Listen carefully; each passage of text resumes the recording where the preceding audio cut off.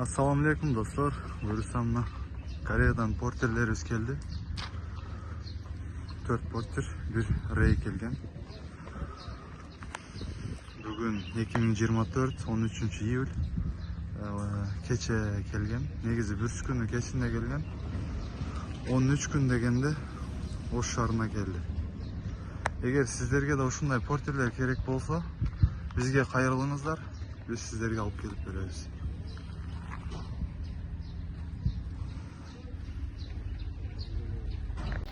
Segen şu yapsan.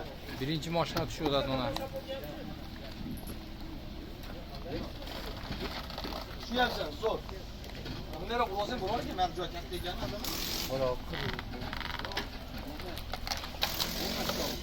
Çok. Porter det yapıldı. Evet. Haydi.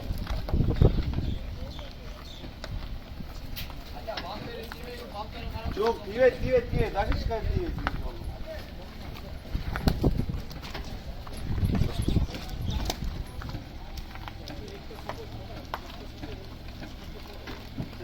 Segen. Haydi.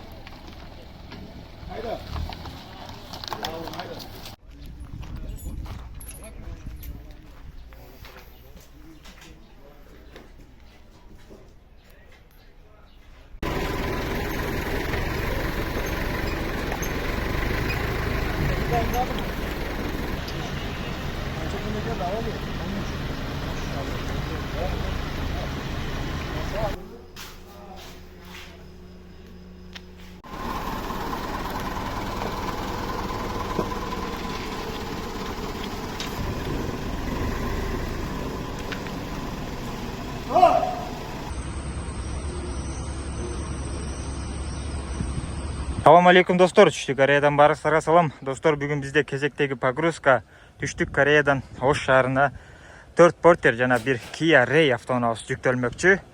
Мынакей достор, биринчи портерибиз буюрса кирип баратат. Экинчи портерибиз буюрса кирип баратат. Буюрса үчүнчү портерибиз кирип баратат.